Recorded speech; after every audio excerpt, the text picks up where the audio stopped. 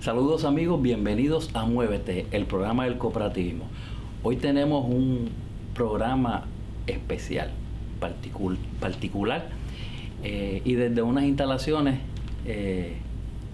adecuadas. Pues nos recibe en su oficina el doctor Pablo López Báez, que es otorrinolaringólogo, más de 40 años de experiencia, profesor retirado de la Escuela de Medicina de la Universidad de Puerto Rico, pasado jefe del Departamento de Otorrinología del Hospital Municipal de San Juan y con práctica privada en la ciudad de Bayamón. Un académico, un estudioso, un apasionado al servicio de la comunidad y de sus pacientes. Gracias al doctor López Báez por recibirnos en su oficina. Para mí es un placer, y antes de comenzar quiero hacer un anuncio. Primero, no tengo ninguna afiliación con ninguna compañía farmacéutica por si se me zafa algún nombre de algún producto comercial. Y segundo, no tengo ninguna afiliación política, partidista, ni nada. Esto es un servicio público que lo damos con mucho cariño al pueblo de Puerto Rico, a quien adoro, y esta isla que quiero muchísimo. Sin más salvedad, cualquier pregunta sobre este tema que nos está verdaderamente trastornando nuestras vidas, me gustaría dar un poquito de clarificación sobre el mismo. Muchas gracias, doctor López. Quiero también hacerle una aclaración. Probablemente nos están viendo que no tenemos ciertos aditamentos, cierta indumentaria, ciertos cubrebocas que se requieren. Estamos en un lugar que se han tomado todas las medidas de salubridad que nos permite la comunidad de tener esta conversación de amigos. Doctor López, ¿qué realmente es el coronavirus? Muy bien, el coronavirus es un virus que lleva años con nosotros en nuestro mundo. El coronavirus es un virus que está hecho de RNA. Y para hacerlo bien sencillo, los virus son o de DNA, que todos tenemos, o de RNA. ¿Qué particularidad tiene este virus? A los virus que son de RNA son virus grandotes, virus pesados.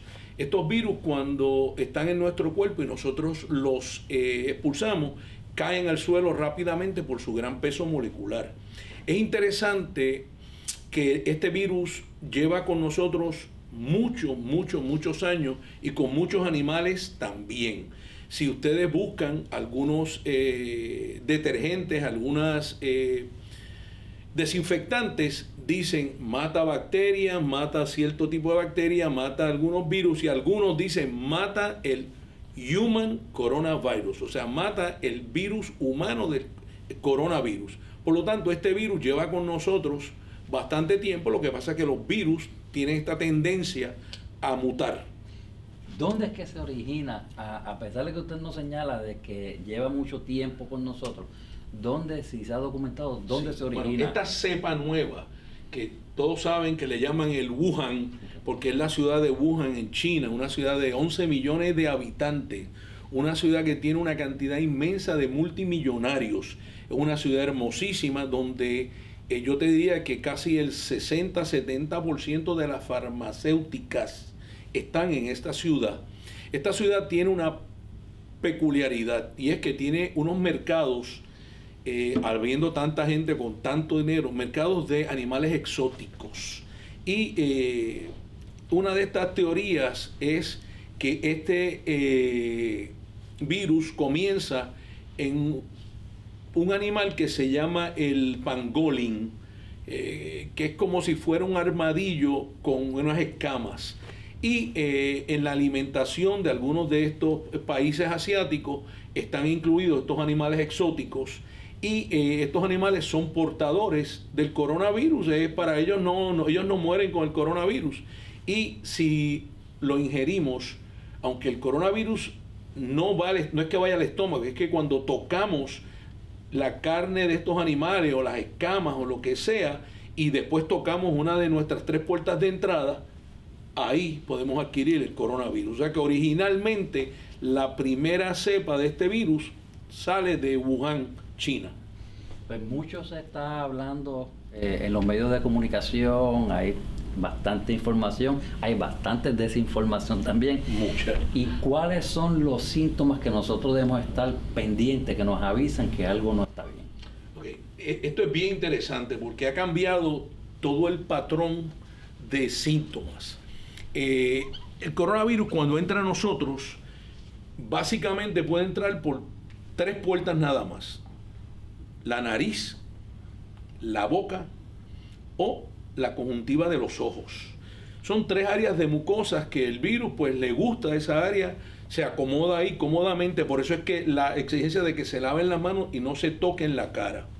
Pero los síntomas principales de este virus pueden ser tos, puede ser congestión nasal leve a moderada, puede llegar a una dificultad respiratoria que el paciente sienta dolor en el pecho, puede haber estornudos, puede haber fiebre que puede ir desde leve hasta alta, y entonces ahora se han encontrado unos síntomas que son muy importantes. La falta de olfato. Los médicos le hablan de anosmia, pero falta de olfato. La falta del gusto del sabor. Puede haber dolor de estómago, de leve a moderado, puede haber diarrea, puede haber dolor en las articulaciones como ocurría con la influenza y con el Zika y con el chikungunya. Puede dar dolor de cabeza. Estos síntomas neurológicos son los que hacen que este virus sea tan variado, a tal extremo que la Sociedad de Otorrinos de Puerto Rico y la Academia Americana de Otorrinolaringología está recomendando que se haga pruebas de olfato para el coronavirus. Usted me ha mencionado bastantes síntomas, sí, y son síntomas que los podemos estar viendo en otras enfermedades. Exactamente. Aquí hay algo bien interesante. Yo le llamo la mano y se lo explico a mis pacientes así porque a mí me gusta que mis pacientes estén bien orientados. Si miramos nuestra mano, ¿verdad?, y ponemos aquí el catarro común o flu con muchos de esos síntomas, la rinosinusitis, ya sea alérgica, bacteriana, viral, por hongo, etcétera, pero la rinosinusitis alérgica, que va asociada usualmente a la bronquitis asmática alérgica, tiene todos los síntomas, incluyendo tos, estornudo, y el paciente hoy en día, el que tose, sale corriendo todo el mundo. Después le sigue el famoso micoplasma. El micoplasma es un bug, es una especie de mezcla entre bacterias y virus que está con nosotros, causa la pulmonía caminante, la famosa walking pneumonia que dicen los americanos, la pulmonía caminante, y se trata con antibióticos. Después nos sigue uno de los asesinos más grandes, que es la influenza, que mató sobre 35,000 personas el año pasado en los Estados Unidos. Y después el gordito es el coronavirus. Todo lo que has dicho tienes toda la razón. Esos síntomas pueden estar en cualquiera de esas 5 enfermedades. O sea, que realmente el proceso de diagnóstico pues debe ser para los profesionales es un problema. Tienes toda la razón, por todo lo que se parece. Se habla también, doctor, mucho en términos de pandemia, que esto ha atacado y hay unas diferencias, debe existir, y para nuestros televidentes, yo quiero que usted nos deje claro, que nos explique bien la diferencia, si es que esto es un brote, que es una pandemia, si es una epidemia. Esa es una muy buena pregunta. Se habla, cuando hablamos de un brote, eso es lo primero que ocurre. Dice, mira, hay un brote de sarampión, es que hay un grupo, hay un área donde el sarampión está pasando de urbanización a urbanización. Cuando se pasa a los bordes de ese país, la frontera, se sale del continente, hablamos de pandemia. Y eso es lo que ha pasado con el coronavirus. Se salió del continente asiático, pasó al continente europeo, donde en Italia y España hizo escante y ha seguido llegando hasta que llegó a los Estados Unidos y obviamente pues a nosotros. Y respectivamente que en el país, por ejemplo, Puerto Rico, una isla, quizás no tengamos casos que lo lleven al extremo de decir que hay un brote o que hay una epidemia. El hecho de que este virus ya se haya transferido, haya brincado de país en país, ya tenemos los efectos de lo que es una pandemia. Exactamente. Nosotros tenemos aquí ya una epidemia de este virus. Nosotros no lo comenzamos, pero como estamos parte del mundo, pues ya estamos hablando de la pandemia del coronavirus. ¿Qué tipo de tratamiento? Primero, ¿existe tratamiento realmente para este virus? Existe, ahora mismo se está tratando tantas y tantas y tantas cosas para este virus. Voy a mencionar lo más frecuente que se está haciendo. Número uno, cuando el virus comienza, este es el virus más estudiado y más rápido, que más rápidamente los laboratorios han logrado analizarlo y tener un conteo de todas sus proteínas. Por lo tanto, este virus ya está, ya se hizo una vacuna para este virus. Se está empezando a probar en abril. Esperemos que en los próximos, yo tengo mucha fe en que el laboratorio de Massachusetts, que es el que está haciendo estos estudios, tiene ya lo que se llama la vacuna, que la están probando, porque no es tener una vacuna, es que hay que hacer el estudio. Pero yo espero que en los próximos 6 a 8 meses tengamos una vacuna para este virus. Pero este virus tiene una peculiaridad. No te mata por la infección, como es una bacteria que te llena los pulmones de pus. Este virus te mata por la inflamación que crea. Este virus es una molécula de RNA que tiene unos glicopéptidos, una defensa, unas pullitas, como le vamos a decir, que se pega al pulmón creando un proceso inflamatorio. La diferencia con un virus de DNA, y le voy a dar un ejemplo, por ejemplo la varicela, que tú tienes varicela, la pasaste y te quedaste con virus en tu cuerpo. Por eso es que después de muchos años te da culebrilla y la gente dice, mira, me infecté. No te infectaste. Tú tienes la culebrilla toda la vida de que te dio varicela. El virus estaba en un sitio porque era un virus de DNA como tú tienes DNA. Este virus no. Este virus, una vez pasa su periodo, el cuerpo hace anticuerpos contra él y lo eliminas. Se elimina por las heces, se elimina de tu cuerpo y quedas con una protección de anticuerpos. O sea, tienes anticuerpos contra este virus. Ahora, se está utilizando unos productos para tratar de bajar la inflamación. Se comenzó usando la cloroquina, la hidroxicloroquina, la acitromicina, para no mencionar ninguno.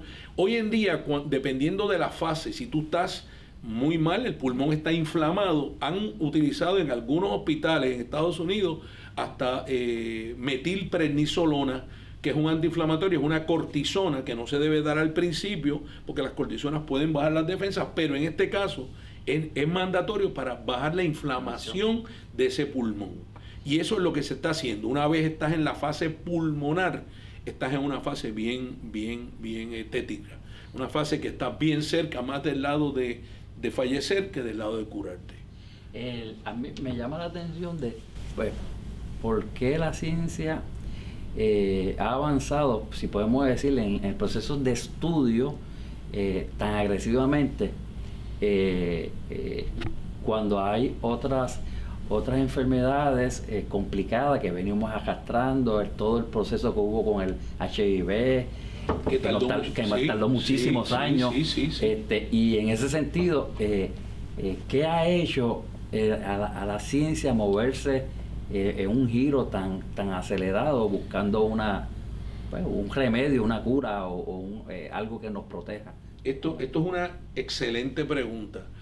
Al tú tener una pandemia y tener la ayuda entre distintos países, por ejemplo China, Estados Unidos, Italia, España, los científicos de todos estos países han tratado de, mediante la Organización Mundial de la Salud, tratar de organizar los laboratorios más importantes de Francia, que fue los que hicieron básicamente los estudios grandes de HIV, el virus de inmunosuficiencia adquirida. Y hemos empezado por primera vez a trabajar. Yo creo que el mundo se ha unido para poder estudiar este virus ad nauseam. Yo creo que este es uno de los virus más estudiados en la historia, y por eso es que ya tenemos la reglamentación, la composición de este virus, y por eso es que la vacuna ya se ha hecho. Y desde el punto de vista, doctor, desde nuestro entorno acá más cercano, vamos a poner Puerto Rico, que hemos tenido contamos con prominentes científicos, estudiosos, académicos. La academia en este momento ha estado inmersa también en este proceso de análisis y de estudio. Sí, se ha nombrado, ¿verdad?, por el gobierno, lo que llaman el famoso Task Force. El Task Force es un grupo de médicos de la Escuela de Medicina que su única propósito es analizar toda la data que tiene, que puede llegar a ellos por distintos medios y recomendar formas de tratamiento, recomendar cómo vamos a utilizar nuestros recursos para poder controlar que esta epidemia que tenemos o pandemia no llegue a la cantidad de muertes que estamos teniendo en los Estados Unidos, en Italia, en España, porque el Task Force, ese es su trabajo, esa es su misión, es poder analizar toda la data que tenemos y poder recomendar al gobierno una forma bastante razonable para controlar esto. Pero la academia sigue trabajando. Sí, sigue en trabajando. Desarrollo, en estudio. Sí. Por ejemplo, yo recibo muchísima información a través de la Sociedad de Otorrinolaringólogos de Puerto Rico. Todos los días llegan unos informes de los Estados Unidos de cómo están pasando las cosas, qué se está haciendo. Además, mucha información nos llega de Johns Hopkins sobre qué se está haciendo allá. Investigación en Puerto Rico, la investigación de nosotros es epidemiológica. Básicamente, aquí se está estudiando de gran manera cómo se está comportando ese virus, cómo estamos llegando al origen en Puerto Rico de ese virus. ¿Qué es un epidemiólogo? Que tanto se habla. Eso es muy buena pregunta. Y necesitamos que... Muchos de mis pacientes me dicen, sí, doctor, pero usted es otorrinolaringólogo. ¿Qué es eso de epidemiólogo?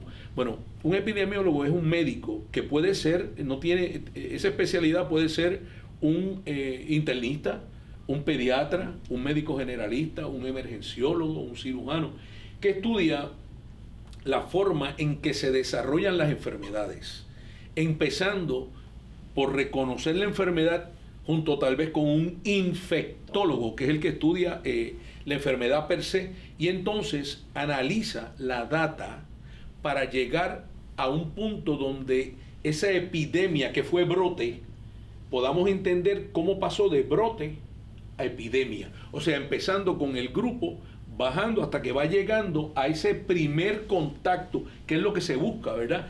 ¿Dónde fue ese primer contacto? ¿Cómo llegó a nosotros?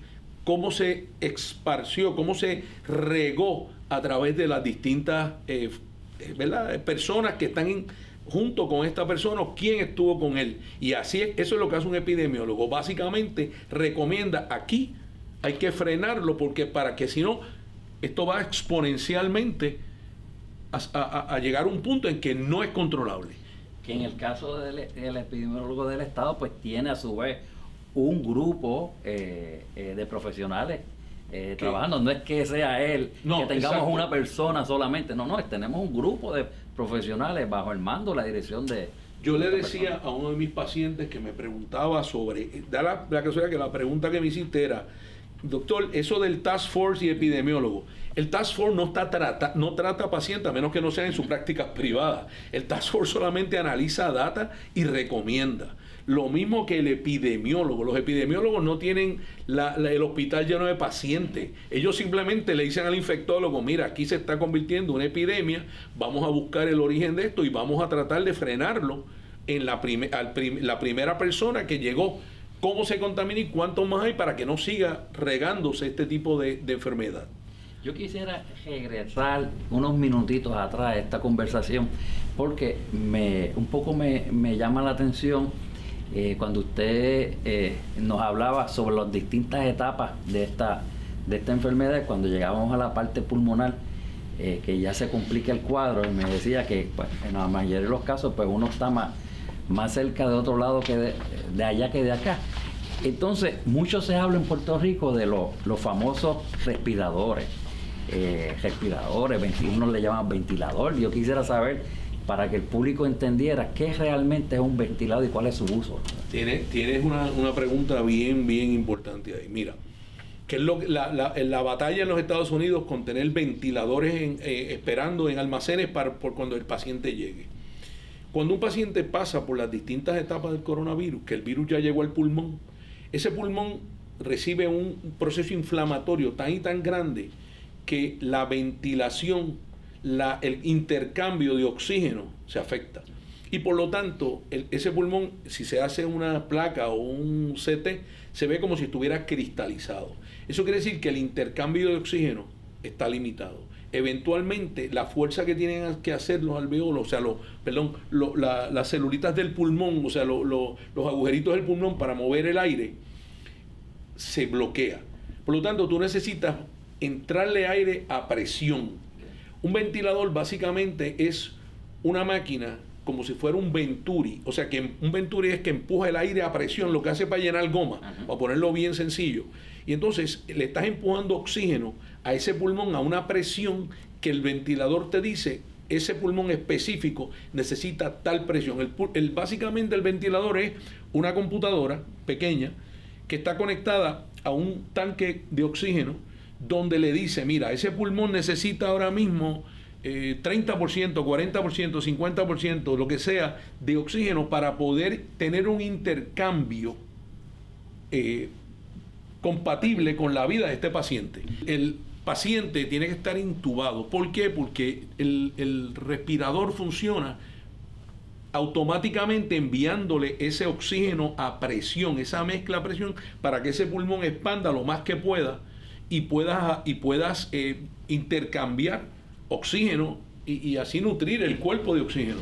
Pero en todos los hospitales en Puerto Rico ese equipo existe. Sí. O sea, no es algo que es que estemos corriendo porque tenemos ahora mismo esta situación del COVID, es que existen ya porque hay distintas condiciones que demandan el uso de estos equipos. Muchos de los pacientes que se operan de cirugías grandes están las primeras 24, 48 horas en un ventilador.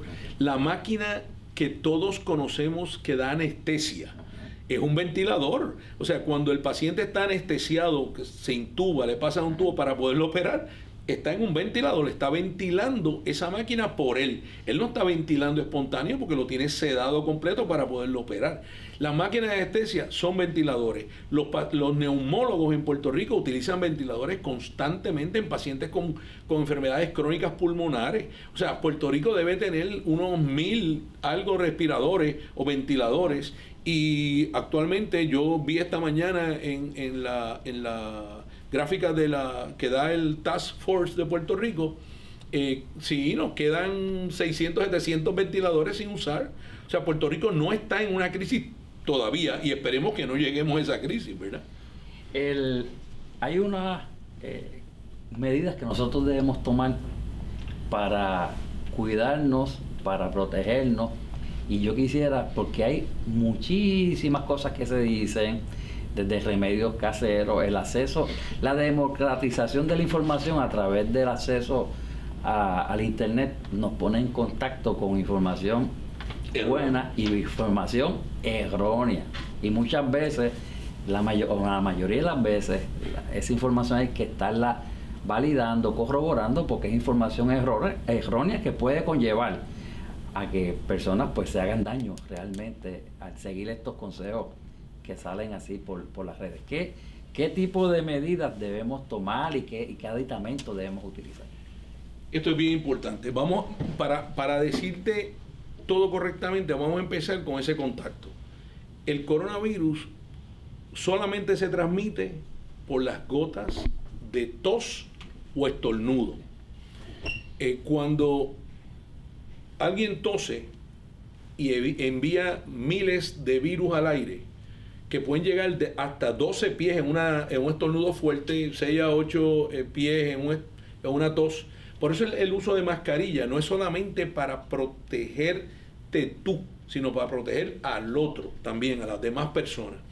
Cuando esto pasa, ese virus cae en distintas superficies y tiene un tiempo de duración en esa superficie, que eso es para mí es bien importante. Por eso es que mucha gente habla de lavarse las manos todo el tiempo. Hay un tiempo importante en ese periodo. Y vamos a hablar, si el virus, una persona que tose o escupe o estornuda fuertísimo, ese virus puede llegar hasta 12, hasta 16, hasta 18 pies, ¿Qué pasa? En el plástico, si cae en plástico y se queda húmedo y nadie, te puede durar 48 horas en el plástico. ¿Qué quiere decir eso? Que si está mojado ese plástico, nadie le pasó un pañito ni nada, ni cogió sol ni nada. Que yo un plastiquito y entonces tú pasas, tocas ese plástico y te llevas esa mano a los ojos o a la boca o a la nariz, puedes estar contaminado. En lo que se llama stainless steel, que es el famoso, los materiales de metal, pues puede durar también de 36 a 48 horas. En cartón, cae en cartón, puede durar hasta 24 horas. Volvemos a lo mismo, esto es un estornudo mojado. Esto es una persona que hizo un estornudo de estos bestial y se llenó todo mojado. En el cobre, por alguna razón, lo que dura son 4 a 6 horas. Y en el aire, tosió y hay aire y lo lleva un poco y es una tos bien fuerte, puede durar hasta 2 horas. Esto es un virus que básicamente es pesado, como dije al principio, y por lo tanto al caer al piso, hoy se sabe que, por ejemplo, en los hospitales en Italia, que estaban súper contaminados, los pacientes estaban tosiendo, habían 4 pacientes en una habitación, cuando el piso, las enfermeras lo caminaban, podían tener en la suela del zapato virus. ¿Ok? Pero ese virus no va a durar porque si caminas afuera él muere, ¿verdad? Pero podía pasar eso. Y eso es una cosa bien importante. Es importante también para mí, para que esto no siga ocurriendo, la diferencia entre una persona que está contagiada, una que está infectada y una que está padeciendo la enfermedad. O sea, los diferentes exámenes que hay, que tú oyes hablando de la prueba molecular, que le dicen a la gente, la prueba de antígenos. Pues mira, básicamente este virus cuando entra en tu cuerpo, si tú haces una prueba molecular, que quiere decir que hoy en día, esta mañana el FDA aprobó la saliva para hacer la prueba. O sea que eso es buenísimo. No solamente tienes que meterle el hisopo, o en palabras de Puerto Rico, un Q-tip por dentro de la nariz hasta allá atrás, para entonces coger esa prueba y llevarle un reactivo y que ese reactivo te dé un resultado, sino que también está la prueba de sangre. Pero la prueba de sangre, como yo les dije, el virus comienza a hacer anticuerpos rápidamente, unos anticuerpos que son los IgM, y ya después de la séptimo día más o menos comienza a producir el famoso IgG, que es una inmunoglobulina que te protege y que es la que se va a quedar contigo el resto de tu vida protegiéndote contra este animal.